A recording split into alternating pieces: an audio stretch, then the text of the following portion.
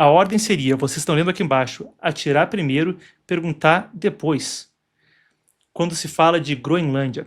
Vamos entender essa história. Isso é a resposta, então, do governo da Dinamarca quando se fala que uma lei de 1952, uma regra que vem da época da Guerra Fria, manteria as diretrizes de segurança nesse território, hoje em dia centro de polêmica.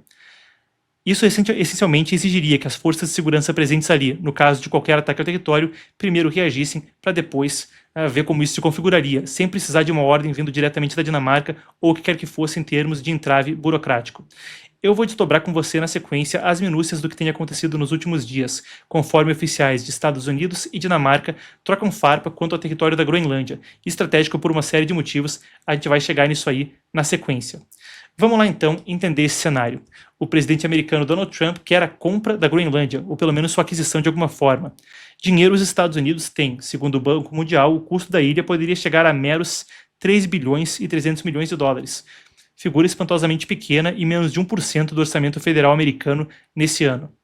Esse valor não inclui reservas minerais ainda não exploradas, que, claro, poderia disparar conforme se fala sobre terras raras e outros recursos que mais e mais podem ser explorados no Ártico. O problema é que essa ilha, lá no Ártico, então, pertence ao Reino da Dinamarca, não está à venda e a maioria da população também diz não querer se tornar americana. Esse tema ganha força mesmo após a captura do ditador Nicolás Maduro, que, se enquanto a gente falava agora há pouco a respeito de Irã, também parece ser outro ponto onde isso repercute. A oposição na Venezuela deu à Casa Branca confiança política para avançar nas propostas, que, aliás, não é nova. Melhor dizendo, a operação na Venezuela, falei oposição, deu à Casa Branca confiança, então, para avançar nessas propostas. Em 2019, o Trump já tinha sugerido isso aí, tá? Ele falava lá atrás, no outro mandato, de comprar a Groenlândia. Na época, ridicularizaram publicamente, mas nos bastidores parece que isso aí nunca foi dispensada.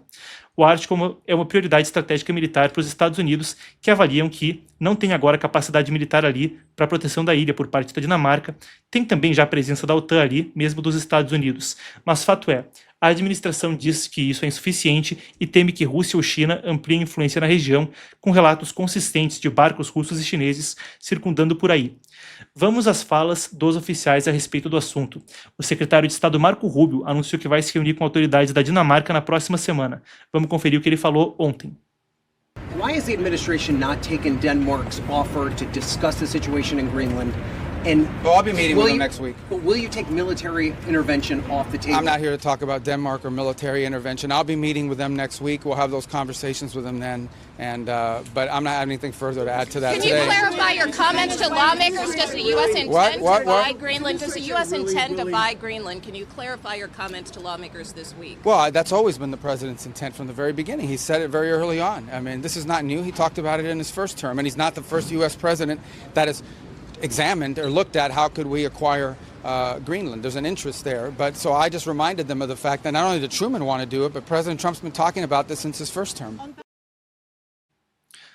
Bom, na segunda-feira, Mette Frederiksen, a premier da Dinamarca, então, disse que isso poderia significar o fim da OTAN. Confira a primeira-ministra. Firstly, I believe that the American president should be taken seriously when he says that he wants Greenland. But I also want to make it clear that if the United States chooses to attack another NATO country militarily, then everything stops. That is including our NATO and thus the security that has been provided since the end of the Second World War. I believe in democracy and I believe in the international rules. Of course, I also believe that you do not change borders by force either one way or another. It is not only the position of Denmark and the Danish kingdom, fortunately, of Europe too. So I hope that the people will also take note of the once again significant European support that we are receiving. Bom, e encerrando a rodada das falas, a gente tem aqui a resposta de Rubio sobre a OTAN. The military option is on the table. So is the administration really willing to risk the NATO alliance by potentially moving ahead with military operations? What I think the White House said yesterday is what I will tell you now, and I've always said. The president always retained the option. Every president, not this president, every president always retains the option. I'm not talking about Greenland. I'm just talking about globally. If the president identifies a threat to the national security of the United States, every president retains the option to address it through military means. As a diplomat, which is what I am now, and what we work on, we always prefer to settle it in different ways. That included in Venezuela. We tried repeatedly to reach an outcome here that did not involve having to go in and grab an indicted drug trafficker. Those were unsuccessful, unfortunately. Eis aí que chega o último desenvolvimento, o que está na barra aqui embaixo, e aquilo que me fez abrir a matéria com palavras contundentes. O Daily Telegraph e outros aí também, mídia dinamarquesa circulando isso, então trazem à tona o seguinte: houve uma confirmação por parte do governo dinamarquês, aí vocês estão vendo a do Telegraph, houve uma confirmação do governo dinamarquês de que uma regra militar de lá atrás, 52, está em vigor, o que significa que em caso de ataque à Groenlândia, os soldados dinamarqueses devem reagir imediatamente. Confirmação que circula na mídia da Europa, então, por parte do governo da Dinamarca, de ontem para hoje, sem esperar ordens de superiores. Viu? Atirou. O que a imprensa descreveu na Europa, como vocês veem aí abaixo, descrevemos hoje: atirar primeiro, perguntar depois. Agora, por que a Groenlândia é tão relevante? E isso, claro, é ponto nevrálgico desse debate. É um mundo muito disputado e não é só uma questão territorial, mas com mais e mais a possibilidade de exploração no Ártico, recursos energéticos, recursos minerais e mesmo rotas estratégicas, porque também existe o debate de que com um progresso da tecnologia e mesmo uma mudança eventualmente climática no Ártico, poder-se-ia navegar, encurtar rotas de navegação, cortar caminho, navegando em volta ali do Mar no Norte. Ora, coisa que interessa para todo mundo. Apesar de ser a maior ilha do mundo em área, a maior parte do território, entretanto, é praticamente desabitada por causa do frio extremo e da cobertura de gelo. 80% da ilha é coberta por gelo. A população é cerca de apenas 56 mil habitantes, a capital é Nuuk, aproximadamente aí 20 mil moradores. Também existe debate sobre a possibilidade de recursos minerais ali, então, é claro que terras raras estão no cerne do debate, quando a gente fala hoje sobre a China ter praticamente um monopólio do refino e 44% das reservas naturais ficarem por ali. Claro que para os Estados Unidos interessa ter mais fontes disso e uma dependência menor do regime chinês, até pelo menos os próximos anos, por mais rápido que a administração corra, para ter uma dependência menor do seu principal adversário estratégico, por esse recurso. E a gente tem falado consistentemente sobre terras raras. Você que nos acompanha sempre sabe do que eu estou falando.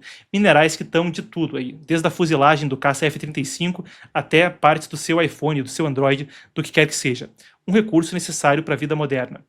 Isso é parte do porquê é tão estratégico. Localidade, recursos e, claro, mesmo questão de defesa de mísseis, quando se fala de interceptar mísseis que venham voando de China, Rússia, Coreia do Norte, por cima do Ártico, barcos desses países circulando por ali, vocês entendem o contexto. Mas afinal, outro ponto para a gente desdobrar é o que querem os habitantes disso aí. É uma das partes mais delicadas, 56 mil pessoas que ficam meio que no fogo cruzado da diplomacia, por enquanto só da diplomacia.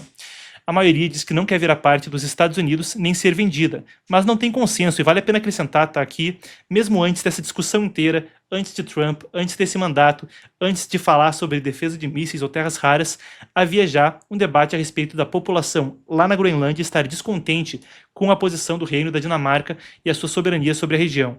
Questão até de separatista se tornar eventualmente um país. São três correntes principais ali que seguem até o momento, segundo a nossa apuração. Ou fica com o status atual, vai ficar com a Dinamarca, ou vai ficar totalmente independente, difícil economicamente, ou aproximação direta com os Estados Unidos. Sem Copenhague e sem a Dinamarca no meio, essa terceira corrente também tem crescido, até com a oferta americana de investimento, infraestrutura, emprego e proteção militar. Teria também a possibilidade aí de não se tornar parte dos Estados Unidos como um Estado, mas também fazer aí algum outro esquema, por exemplo, o que acontece com algumas ilhas no Pacífico, Palau, Tuvalu, aonde os Estados Unidos têm então a dominância militar, uma espécie de protetorado, mas não chegam a ser formalmente parte dos Estados Unidos. Retêm a própria administração, o próprio governo, mas em termos de segurança dão essa concessão aos Estados Unidos, que tem livre circulação militar por ali. A Groenlândia, no momento, não pode negociar sozinha defesa e soberania. Dinamarca está na jogada. A ilha não é uma colônia, é um território autônomo dentro do Reino da Dinamarca, tem ali um governo próprio, mas a defesa e a política externa ficam com a Dinamarca e, por consequência, com a OTAN. Eu pedi que a nossa apuração trouxesse, a gente tem aqui o líder da oposição, Pele Broberg. Se você estranhou, eu também estranhei. Como é que o líder, o dinamarquês lá, se chama Pelé? Brincadeira, pessoal. Mas voltando para a matéria, ele fala de independência total. Confira então Pele Broberg, líder da oposição lá na Groenlândia. Everybody seems so keen on talking about the annexation from the US as a threat, completely ignoring that we have been annexed by Denmark. And that's why we're trying to get independence as well. So I don't see how the world society is trying to uphold the international rule-based world when they at the same time disregard how Denmark annexed Greenland in the first place. So no, from my point of view, I'm looking for possibilities and options. I'm not looking to make enemy out of the United States, because that's neither to the benefit of NATO, European Union, or the US. So right now, instead of using Greenland as a punching bag between the US and everybody that seem to not like the US, I think people should back off Greenland and say, well, let the Greenlanders talk to the US and let them figure out what they want, instead of saying, why aren't you afraid of the US? Bom, tá aí então feito o registro. A gente acompanha o desdobrar das questões conforme Marco Rubio deve então estar se reunindo com representantes da Dinamarca na próxima semana ou na outra, conforme disse ele.